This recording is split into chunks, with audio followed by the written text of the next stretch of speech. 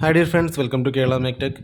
ഹോണ്ടയുടെ ID tech diesel engines ഉപയോഗിച്ച് വരുന്ന കാറുകൾ like Honda City, Jazz, Amaze, Mobilio പോലുള്ള വണ്ടികൾക്ക് ഫിഫ്ത്തും സിക്സ്ത്തും ഗിയറിലും പുള്ളിങ് കുറവുള്ള പോലെ തോന്നുകയാണെങ്കിൽ, അതേപോലെ ബ്ലാക്ക് സ്മോക്കും മൈലേജ് ഷോട്ടൊക്കെ ഉണ്ടെന്ന് തോന്നുകയാണെങ്കിൽ, നമ്മളിപ്പോൾ ഈ വീഡിയോയിൽ കാണിക്കുന്നത് പോലെ ഇതിൻ്റെ ഇൻടേക്ക് സിസ്റ്റം ചെക്ക് ചെയ്യുന്നത് നല്ലതായിരിക്കും. അപ്പോൾ നമ്മളിതിൻ്റെ എയർ ഫിൽറ്റർ റീപ്ലേസ് ചെയ്യുന്നുണ്ട് ഈ ഒരു വണ്ടിയുടെ. അതേപോലെ നമ്മളിതിൻ്റെ EGR ഇഞ്ചിൻ്റെ ബാക്ക് സൈഡിലായിട്ടായിരിക്കുന്നത്. ഇപ്പോൾ EGR നമ്മൾ അഴിച്ചെടുത്തിട്ടുണ്ട്.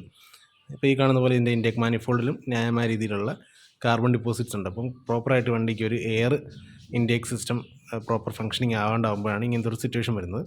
ഇതെല്ലാം അഴിച്ച് നമ്മളൊന്ന് ക്ലീൻ ചെയ്യുകയാണെങ്കിൽ വണ്ടി പഴയ പോലത്തെ ഒരു പെർഫോമൻസിലേക്ക് വരും. അപ്പോൾ ഇതാണ് ഇതിൻ്റെ ഒരു EGR സംബന്ധമായിട്ടുള്ളൊരു വീഡിയോ ആണ്.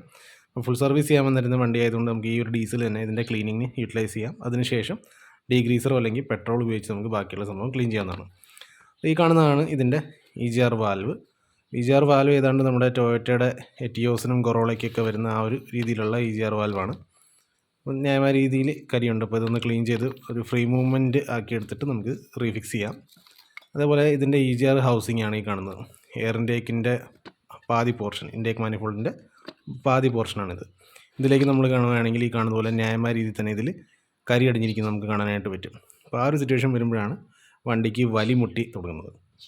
ഇപ്പോൾ ഹോണ്ടയുടേതായതുകൊണ്ട് സംഭവം ജാപ്പനീസ് ആയതുകൊണ്ട് അത്രയ്ക്കും നല്ല ക്വാളിറ്റിയുള്ള രീതിയിൽ തന്നെയാണ് ഡിസൈൻ ചെയ്തേക്കുന്നത്. പക്ഷേ എന്നിരുന്നാലും ഈ പറഞ്ഞ പോലെ ഹൈ കിലോമീറ്റർ ഓടിയ വണ്ടികൾക്ക് ഈ ഒരു ഇഷ്യൂ വന്നേക്കാം. അപ്പോൾ ഹോണ്ടയുടെ ഏതെങ്കിലും DCL വണ്ടികൾ ഉപയോഗിക്കുന്നവരുണ്ടെങ്കിൽ ഈ വീഡിയോ അവർക്ക് നല്ല രീതിയിൽ തന്നെ ഉപകരിക്കും. അപ്പോൾ അത്യാവശ്യം ഡീസൽ ഉപയോഗിച്ച് ക്ലീൻ ചെയ്തപ്പോഴത്തേക്ക് തന്നെ ഇതിൽ വന്നേക്കുന്ന മാറ്റങ്ങൾ കണ്ടോ. ഇത് നേരത്തെ ചോക്കായിരുന്ന ഒരു ഏരിയ നമുക്ക് കാണാൻ സാധിക്കും. ഇപ്പോൾ നല്ല നീറ്റ് ആൻഡ് ക്ലീൻ ആയിട്ടുണ്ട്. ഇത് അത്യാവശ്യം 1,00,000 കിലോമീറ്റർ മുട്ടാറായ ഒരു വണ്ടി ആയതുകൊണ്ട് തന്നെ നല്ല രീതിയിൽ അത്യാവശ്യം കരി ഉണ്ടായിരുന്നു. കസ്റ്റമറുടെ കംപ്ലയിൻറ്റ് ഇതായിരുന്നു, 5th-ലും 6th-ലും വണ്ടിക്ക് ഇച്ചിരി പുള്ളിങ് ഡൗൺ ആണെന്നുള്ളൊരു കംപ്ലയിൻ്റ് ആയിരുന്നു. അപ്പോൾ അത് നമ്മൾ റിസോൾവ് ചെയ്യാൻ വേണ്ടിയിട്ടാണ് ഇത് ചെയ്തേക്കുന്നത്. ഇനിയിപ്പോൾ ഒന്നും കൂടി ഇത് പെട്രോൾ ഇട്ട് നിന്ന് കഴിക്കുക സംഭവം നല്ല പുത്തനാവും. പുത്തനിരിക്കുന്ന പോലെ തന്നെ സംഭവം റെഡിയാവും. നമ്മൾ ഇതേ ചെയ്തേക്കുന്ന പ്രൊസീജിയർ നമുക്കിതിൻ്റെ EGR വാൽവിനും ചെയ്യാനായിട്ടുണ്ട്. ഇതിൻ്റെ അകത്തുനിന്ന് ഇറങ്ങി വന്നേക്കുന്ന കരി എന്ന് പറഞ്ഞ കാര്യം ഈ കാണുന്ന കരിയാണ്. നമ്മൾ മുന്നേ ഡീസലെടുത്ത പാത്രത്തിൽ ഈ കരി നമുക്ക് കാണാൻ സാധിക്കും. ഇതിൻ്റെ EGR നമ്മൾ മുന്നേ കാണിച്ചിരുന്നു.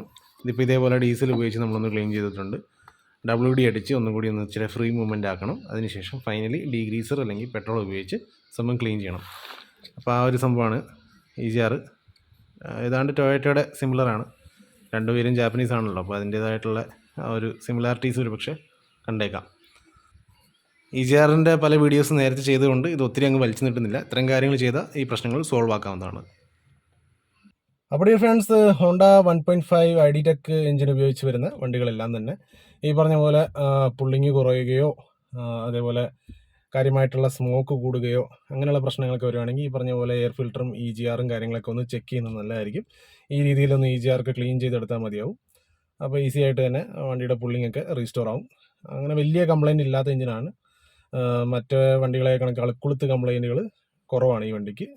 പൊല്യൂഷൻ നോംസൊക്കെ ന്യായമായ രീതിയിൽ പാലിക്കുന്നതാണ്.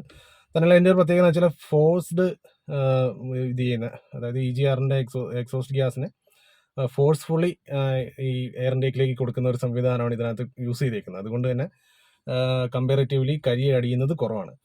ഒരുപാട് കിലോമീറ്ററൊക്കെ ഓടിയിട്ട് ബാക്കിയുള്ള ഈ പറഞ്ഞ പോലെ സ്വിഫ്റ്റിൻ്റെ ഡിസയർ, സ്വിഫ്റ്റ് അല്ലെങ്കിൽ നമ്മുടെ എർട്ടിക, K9K സീരീസിലെ എഞ്ചിൻ അതിനൊക്കെ വെച്ച് നോക്കുമ്പോഴത്തേക്ക് കമ്പാരിറ്റീവ്ലി ഹോണ്ടയുടെ ഡീസൽ വണ്ടികൾക്ക് കരി ഒത്തിരി കുറവാണ്.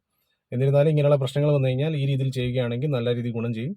അപ്പോൾ ഈ വീഡിയോയിലൂടെ കിട്ടിയ ഈ ഒരു ഇൻഫർമേഷൻ നിങ്ങൾക്ക് ഏതെങ്കിലും തരത്തിൽ ഗുണം ചെയ്യുന്നതായിട്ട് തോന്നുന്നുണ്ടെങ്കിൽ ലൈക്കും ഷെയറും സബ്സ്ക്രൈബും ചെയ്യാനായിട്ട് മറക്കണ്ട. നമുക്ക് വീണ്ടും പുതിയൊരു വീഡിയോ ആയിട്ട് വരാം. Till then bye, take care.